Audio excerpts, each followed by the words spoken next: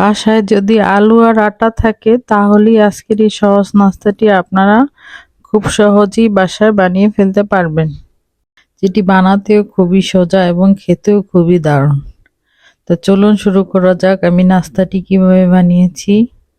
নাস্তাটি বানানোর জন্য এখানে আমি 1.5 কাপ আটা নিয়েছি। তারপর এখানে আমি দিয়ে দিব স্বাদ মতো লবণ, 1 টেবিল চামচ রান্নার তেল। তেলটাকে আমি দিয়ে আটাটাকে হাতের সাহায্যে ভালোভাবে আগে মাখিয়ে নিব। তারপর এখানে আমি হালকা কুসুম গরম পানি নিয়েছি।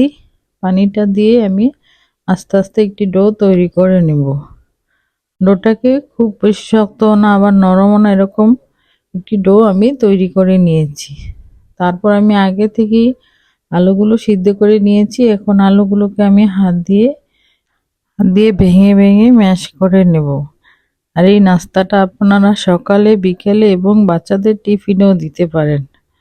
আর আলু দিয়ে তৈরি এই নাস্তাটা খেতে কিন্তু খুবই অসাধারণ হয়।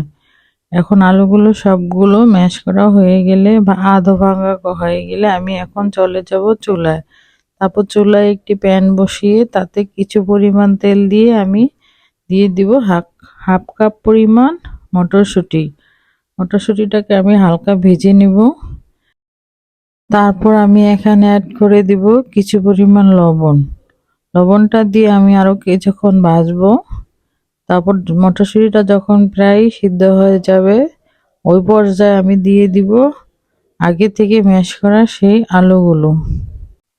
তারপর আলুগুলো দিয়ে আমি কিছুক্ষণ ভেজে নেব।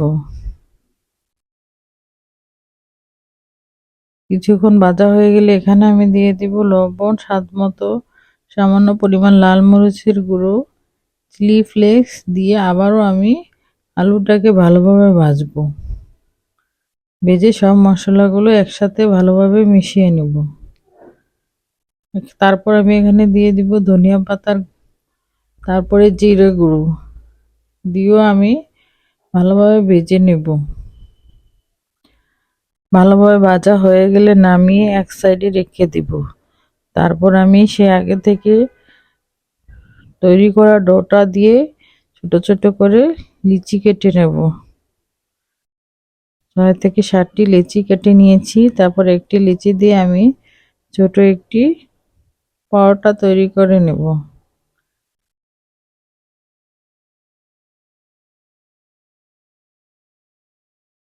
মিডিয়াম সাইজের একটি পরোটা তৈরি করে নিয়েছি।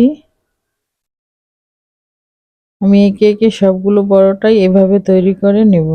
সবগুলো পরোটা এখন তৈরি করা হয়ে গেছে। এখন আমি এগুলোকে চুলায় একটি প্যান বসিয়ে তাতে হালকা ছেঁকে নেব।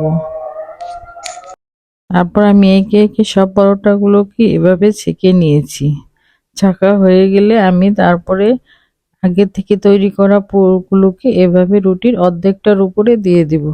দিয়ে তারপর উপর থেকে একটি বাঁশ দিয়ে এভাবে চেপে চেপে আটকিয়ে দিব। এভাবেই আমি সবগুলো তৈরি করে নেব। তারপর আমি এগুলো ভাজার জন্য যাব চুলায়। চুলায় একটি প্যান বসিয়ে তাতে আমি হালকা কিছু তেল দিয়ে তারপর আমি দিয়ে দিব সেই